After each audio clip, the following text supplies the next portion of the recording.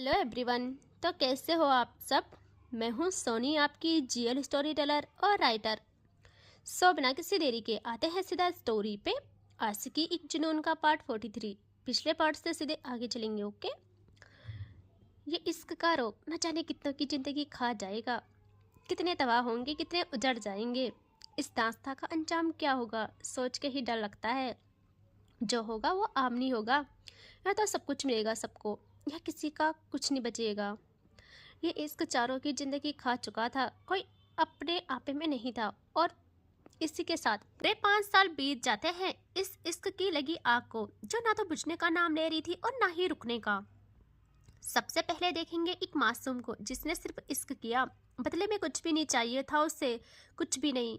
Even महबूब भी नहीं था, उससे महबूब भी नहीं चाहिए था, सिर्फ महबूब की खुशी चाहिए थी। हमारी सिया को तो दिखाते हैं सबसे पहले सिया को, जो कि यूएसए में थी। कहने को तो वो पढ़ाई पूरी कर रही थी, लेकिन उसके दिलो दिमाग में बस एक शख्स राज कर रहा था। और ऐसे ही उसके दिन बीतते थे। वो पहले से ज़्यादा शांत हो चुकी थी और किताबों में ही उसके दिन बीत जाते और रातें बस उस तस्वीर को निहारते हुए जो उसके हाथों में रहती थी। कॉलेज जाती तो साथ ले जाती, घर आती तो साथ ले आती। ना उसने उस तस्वीर को बड़ा किया, ना ही उसने अपनी नज़रें हटाई। वो कैदी बन चुकी थी उस तस्वीर की। और अब हम आते हैं तनु पे, जिसको इतना भी खबर नहीं था कि सिया कहाँ गई थी। सिया कहाँ है उसे पता ही नहीं था। वो पागल हो गई थी, उसने रिद्धि को खो दिया था और अपना इश्क भी खो दिया था। अब क्या ही पढ़ाई करती वो। सौम्या को लेकर उसकी नफरत चरम पे थी। वो पागलों की तरह सौम्या को और सिया को साथ में ढूंढने स्टार्ट करती है। देखते देखते उसने अपने पापा का बिजनेस ज्वाइन कर लिया था, एक पावरफुल शख्स बन गई थी। और हर दिन उसका एक रूटीन था, सिया के घर जाना। लेकिन उसे मेन गेट से अंदर आने की इजाज़त तक नहीं मिलती। जलील होती वो, फिर भी वो हमेशा वहाँ जाती। यहाँ आज भी उसकी कार और उसके पीछे गार्ड्स की कार रुकती है सिया के मेंशन के गेट पे। और वो जैसे उतरती है, उसके गार्ड्स उसे प्रोटेक्ट करते हुए उसके चारों ओर फैल जाते हैं। और तभी पीछे से ड्राइवर डरते डरते कहता है, मैम आप हमेशा यहाँ क्यों आते हो। ये लोग कितना कुछ बोल जाते हैं आपको, आप फिर भी, आप इतनी बड़ी हस्ती है, आपका एक अलग लेवल है, और ये लोग आपको कैसे सुनाते हैं। तनु के सीने की आग उसके लबों पे आ जाती है। वो कहती है, नहीं हूँ मैं कोई बड़ी हस्ती। अगर होती तो अभी तक अपनी सिया का पता लगा चुकी होती। मुझे नहीं मालूम वो कहाँ है, किस शहर किस देश में है।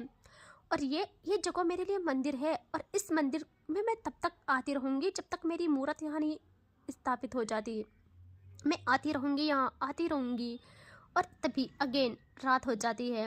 हमेशा की तरह ना दरवाज़ा खुलता है, ना ही कोई खबर आती है। तनु के चेहरे पे अगेन मुस्कान आ जाती है और वो फिर लौट के कार में बैठ जाती है। इस वक्त वो ड्राइवर को कहती है कि तुम रहने दो, तुम चले जाओ, मैं खुद जाऊँगी। वो कहता है, लेकिन मैम।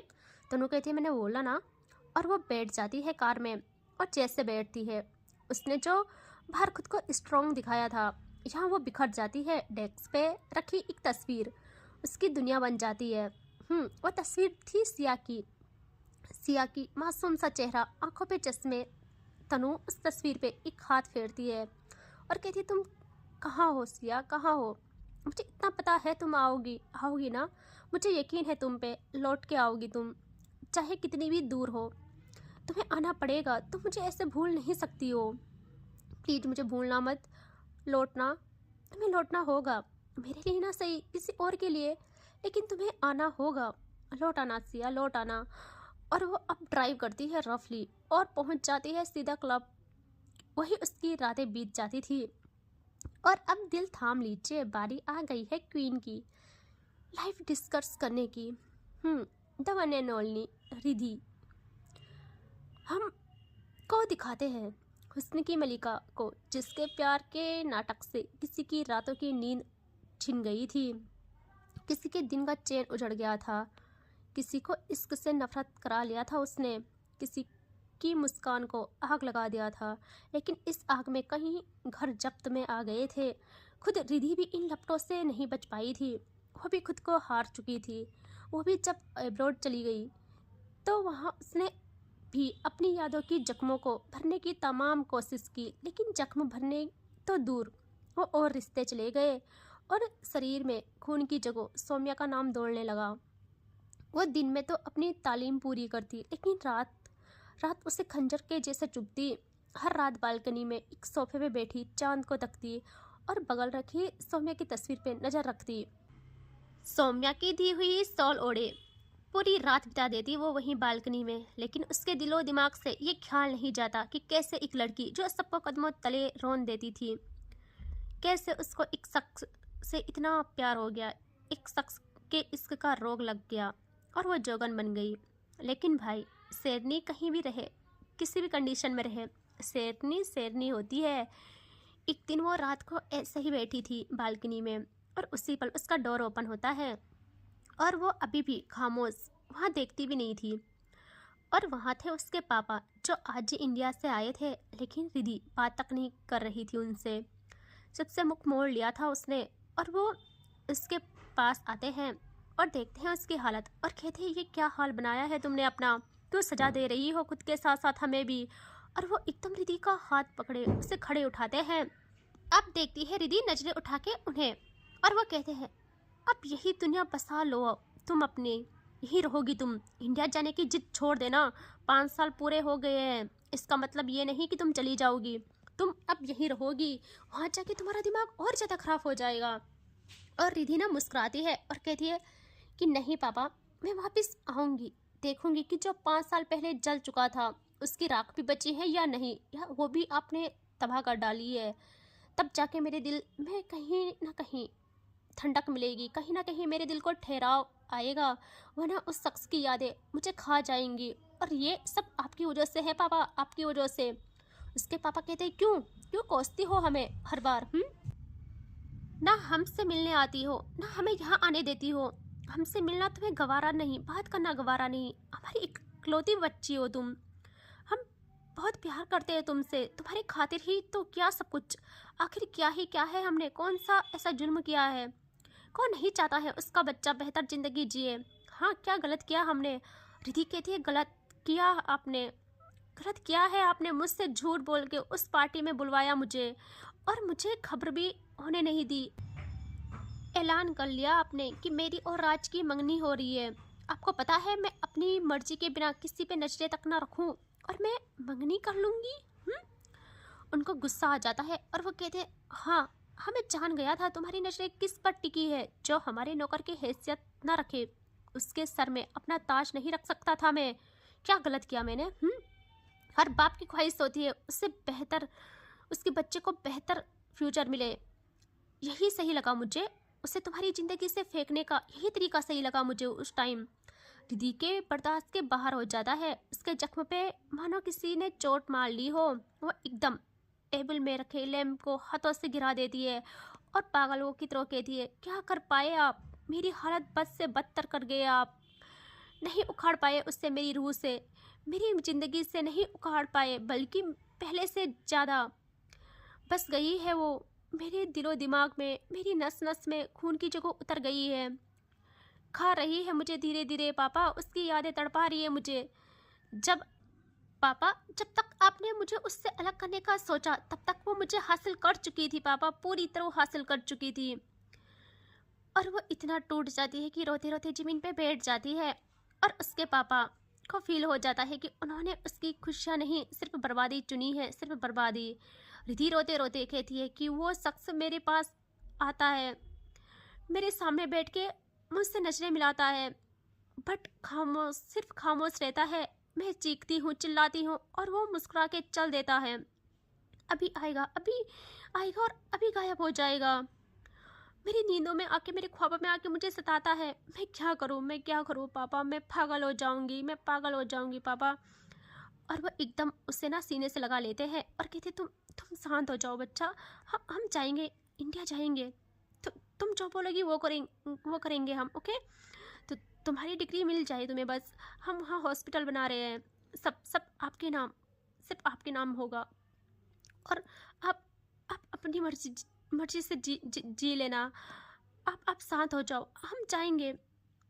और ऐसे ही रिधि की रातें बीत जाती हैं और अब हम आते हैं उस शख्स पे जिसकी लाइफ का सबको इंतज़ार है कि उसकी लाइफ कैसे चल रही होगी। उसी शख्स पे आते हैं यार। इसके लिए बस कुछ अल्फाज जो उसे बयां करेंगे कि मोहब्बत में हरा शख्स जब आंसू पोंछ के उठता है तब वो आशिकी नहीं सिर्फ दरिंदगी करता है, सिर्फ दरिंदगी। और पूरे 4 साल वो शख्स एक कमरे में कैद रहा है। जरा नजर ले जाते हैं उसके कमरे की ओर। वो कमरा नहीं, कैद खाना समझ लो उसे। अंधेरा था वहाँ, इतना गहरा अंधेरा जैसे सूरज ने इस कमरे को कभी पहचाना ही ना हो। उस कमरे की सिर्फ एक दीवार पे एक बड़ी सी तस्वीर लगी थी रिधि की, और उस तस्वीर के नीचे एक बड़ा सा सोफा, और उसमें बैठी थी सौम्या, गांव की जमींदार, जमीनों की मालिक, बट इश्क की विकारन।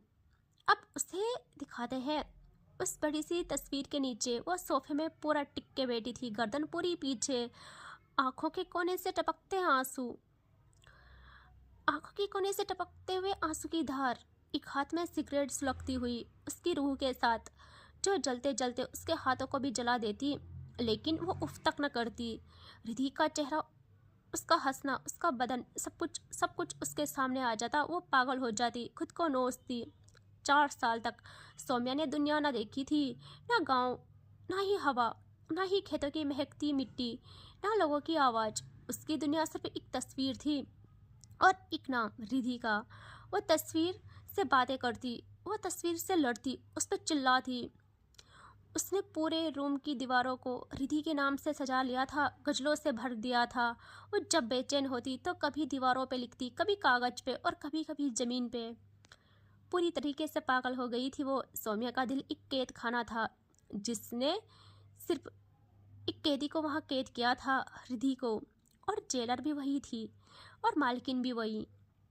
और हमें दिखाते हैं सौम्या वैसे ही बैठी थी एक दिन, और तभी उसके सामने आ जाती है रिधि। रिधि आ जाती है और वह एकदम अपना सर उठा के देखती है उसे, और आंखों में लाल रंग आ जाता है उसके, और वह एकदम कस मारते हुए कहती है, तुम फिर आ गई? तुम यहाँ क्या कर रही हो? फिर से आ गई तुम मेरी हालत पे हंसने के लिए? हाँ, मेरी हालत पे हंसने के लिए आई हो? तभी वहाँ से रिधि कहती है, होठों पे मुस्कान लिए, जैसे तुम आते हो मेरे पास मेरा मजाक उड़ाने के लिए, वैसे ही मैं भी आती हूँ तुम्हारा हाल देखने के लिए, तुम्हारे हाल पे तरस खाने के लिए। और सौम्या के अंदर एक आग माँ बढ़ जाती है। वो पूरी पावर के साथ बगल में रखे टेबल को घिरा देती है और चिल्लाती है और कहती है, तुम मुझे खा रही हो, नोच रही हो, इससे तुम्हारा पेट नहीं भरा गया? हाँ, मार डालो मुझे, या मेरे दिलो दिमाग से निकल जाओ, वरना मैं क्या कर जाऊंगी, मैं तबाह कर जाऊंगी सब कुछ यहाँ। तभी रिधि अगेन हंसती है और कहती, क्या क्या कर लोगे तुम तो बस बोलते हो, बोलना आता है तुम्हें, तुम कुछ नहीं कर सकते। क्या कर लिया तुमने? क्या तुमने आज किया और क्या तुमने उस दिन किया? वहाँ से आए, वहाँ से निकल गए और मेरा घर जला के तुम्हारा पागलपन, तुम्हारा इश्क का जुनून साबित हो गया क्या? तुमको ऐसे लगता है? हाँ। यहाँ सौम्या एकदम उठती है और कहती है, नहीं नहीं हुआ साबित। मैं चाहूँ तो मैं तुम्हें वहीं मार डालती और तुम्हारे बाप को भी, और फिर खुद भी मर जाती। लेकिन तेरा खेल था सब। तुम मेरी नहीं थी, तूने सब नाटक किया। बोल किस हक से मैं लेती जमाने से और खुद से और तुझसे बदले? बताओ, किस हक से लेती मैं? किस हक से लेती? रिधि कहती है, किस हक से क्या? किस हक से क्या? छीनना नहीं जानते क्या तुम? छीन लेते। सौम्या के चेहरे पे साइको वाली मुस्कान आती है और वह कहती है, जो किसी और का रद्दी भर भी हो, सौम्या को वो फिर पूरा का पूरा भी नहीं चाहिए होता है, समझी तुम? और रिधि ना हंसती है और कहती है, सच तुम्हें भी पता नहीं है, और मेरे किरदार पे उंगली मत उठाना। मुझ तक तुम्हारे अलावा किसी की नजरें तक नहीं पहुंची है। रिधि तुम्हारी हुई तो खुद की नहीं रही, किसी और की क्या ही होती। और तुम्हारी जो हालत है, तुम ये डिजर्व करते हो। नाकाम आशिक हो तुम, नाकाम आशिक। और वो हंसने लगती है। यहाँ सौम्या के अंदर आग लग जाती है। वो एकदम अपने कदमों को बढ़ाती है उसकी तरफ और वैसे ही कानों पे हाथ रख के चीखती है कि नहीं, तुम चुप हो जाओ, तुम्हारी हंसी चुप रही है, मुझे मेरे कानों में चुप रही है।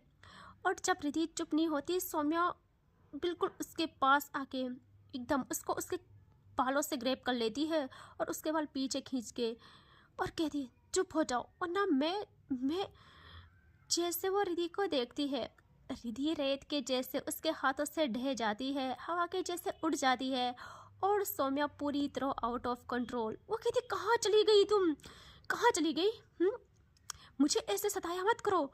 और वो जैसे आउट ऑफ कंट्रोल होती है, खुद पे कंट्रोल खो देती है, वो भाग के कबर्ड की ओर जाती है और कबर्ड को खोलती है और वहाँ से सारा सामान बिखेर के वहाँ से एक पुड़िया निकालती है और एकदम अगेन सोफे पे आके उसे वहाँ बिखेर देती है टेबल में और उसे स्मेल करती है और धीरे धीरे उसकी आंखें बंद हो जाती है। और बहुत शोर हुआ था रात को, तो पूरे घर वाले डोर तक आ गए थे उनके लिए।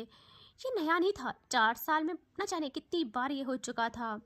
यहाँ उसके घर वाले डोर को तोड़ डालते हैं और अंदर जाते हैं और देखते हैं उसे जो वहाँ बेहोश पड़ी थी। यहाँ उसे पकड़ के बेड में लिटाया जाता है और उसकी दादी उसके सिरहाने बैठ के उसके बालों में हाथ फेरती है और कहती है बिल्कुल डार्क टोन में, पता करो कौन कौन वो गद्दार है, घर में है या नौकरों में, जिसने मेरी बच्ची तक ये जहर पहुंचाने की हिमाकत की है। क्योंकि वो तो 4 सालों से कैदी बनी है उस लड़की के इश्क की। उसने सूरज नहीं देखा तो वो कहाँ से लाती ये सब। जो भी पकड़ा जाए उसे उसी वक्त तबाह कर डालो, उसी वक्त तबाह कर डालो। यहाँ बहुत टाइम बीत जाता है और सब घर वाले वहीं थे। धीरे धीरे थोड़ा होश में आती है सौम्या और उसकी आंखें खुल जाती है और वो फिर खुद को जिंदा पाती है और उसके चेहरे पे एक अजीब स्माइल आ जाती है, डरावनी। और उसकी दादी कहती है बच्चा उठ गए तुम, क्यों कर रहे हो ऐसे, क्यों कर रहे हो ऐसे, बताओ क्यों अपनी ज़िंदगी तबाह कर ली है तुमने इश्क में। इश्क में आबाद होके दिखाओ, नाकाम नहीं, इन जख्मों को आराम दो और उसे दिखाओ उसने क्या खोया है। और वैसे भी तुम जमींदार की बेटी हो, तुम्हारे बाप ने तुम्हारे लिए अपना सब कुछ छोड़ा है, उसे संभालो। हमारे खानदान में दिल क्या आग उठाने वालों का गुरूर तोड़ा जाता है, खुद को तबाह नहीं किया जाता, दूसरों की तबाही का कारण बना जाता है। तुम्हारे एक इशारे पे सब सर कटवा ले अपना। वो लड़की क्या चीज़ है, क्यों हमें रोकते हो उसे अपने कदमों में लाने के लिए। हम एक बार तुम्हारे इशारे के लिए इंतजार कर रहे हैं।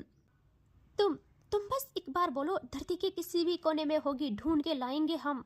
यहाँ सौम्या अजीब मुस्कुराती है और कहती है कि एक निशानी भी फरामोश नहीं की उसकी, अपने जख्मों को आराम नहीं आने दिया। उसने हर पल नाकाम कहा मुझे और मैंने खुद को अपने भी किसी काम आने नहीं दिया।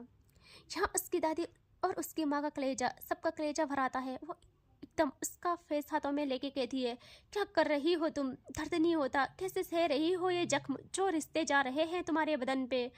और सौम्या अब देखती है अपनी दादी को बहुत प्यार से और कहती है रास आ गए हैं ये जख्म के छाले मुझको, मेरे शरीर से रिश्ता ये खून मेरे लिए नया तो नहीं है।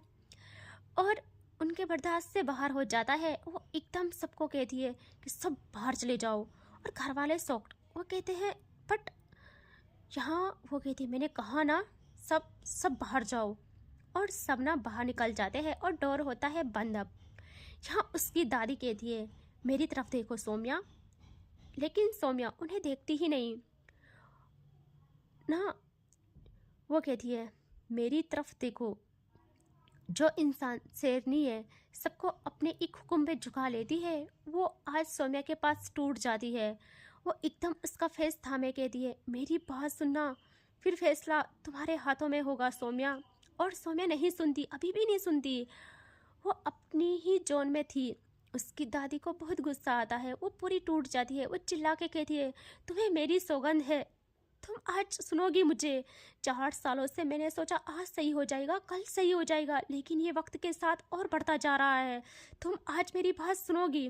और अब सौम्या देखती है उन्हें और आंखों में नमी थी उसकी, लालपना था, जहर उतर चुका था उसकी आंखों में। और वो कहती है, सौम्या मेरी जान, मैं बूढ़ी होती जा रही हूँ, कब कहाँ मेरी सांसें रुक जाए मुझे खबर नहीं है। और सौम्या उन्हें दर्द के साथ देखती है और कहती है, दादी आप भी ऐसे बोल रहे हो, आप भी मुझे छोड़ के जाओगे? कैसे ये बात कर सकते हो आप? आपके बिना रहना मैंने सोचा भी नहीं है। आप जानती हो ना, मैंने माँ बाप से ज़्यादा आपको चाहा है, आपको प्यार किया है। और वो ना मुस्कुराती है और कहती है, अच्छा तुमने मुझे चाहा है, मुझसे प्यार किया है, तो तुम्हें तो ये भी नहीं पता है कि मैं बीमार होती जा रही हूँ। तुम्हें ये भी पता करने की कोशिश नहीं की, एक बार भी मुझ पे नज़र नहीं डाली। तुम्हारा गम मुझे खाए जा रहा है। मैं अब नहीं संभाल पा रही हूँ सब कुछ। मैं हार चुकी हूँ, पूरी तरह हार चुकी हूँ। और सौम्या ने पहली बार शेरनी को रोते देखा था। उसने कभी अपनी दादी को ऐसे टूटते नहीं देखा, कभी नहीं। आज पहली बार वो टूटी थी। वो ऐसे ही कहती है कि मुझसे अब नहीं झेला जाएगा, मेरी जान मेरी बात मान जाओ, संभाल सकती हो संभाल लो। तेरे बाप ने तुझे मेरे भरोसे छोड़ा है, तेरी माँ से क्या उम्मीद करूँ? वो बोली है, जिसकी जबान कहीं नहीं चलती, उसे कोई कुछ भी बोले वो सबका हुक्म मान लेगी। मैं ऐसा नहीं कह रही हूँ कि सब खराब है, लेकिन दोस्तों में कहाँ दुश्मन निकल जाए खबर भी नहीं होती। ये रियासत, ये जमींदारी चीज़ ही ऐसी है, लोग रिश्ते भूल जाते हैं। मैंने दुनिया देखी है, परखी है, सब एक दूसरे को खाने पे तुले होंगे।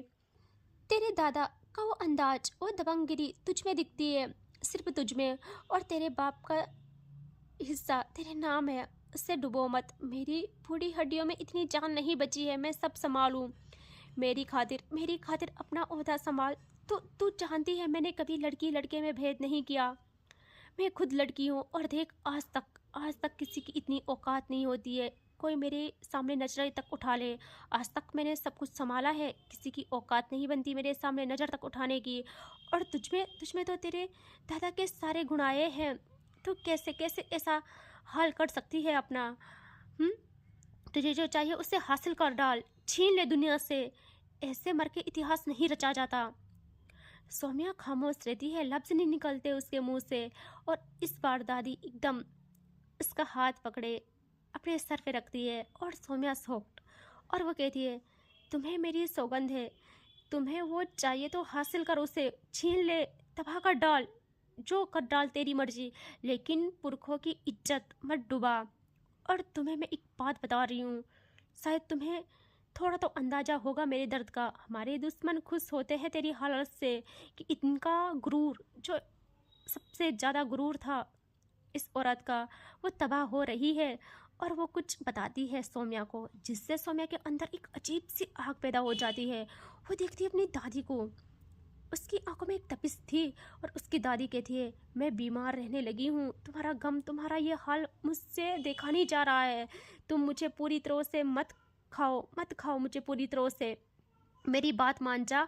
जो इंसान आज तक किसी के सामने नजरें तक नहीं झुकाता था, आज इतना हार जाती है कि एकदम सौम्या के पैरों में सर रखने को होती है, कि सौम्या के दिल पे घाव पड़ जाते हैं। उसे खुद से नफरत हो जाती है, उसे खुद से घृणा होती है। और वो एकदम अपने पैर हटा के अपनी दादी को गले लगा लेती है वो। और इसी के साथ एक आशिक अपने आंसू साफ करके सिर्फ दरिंदगी को अपनाता है।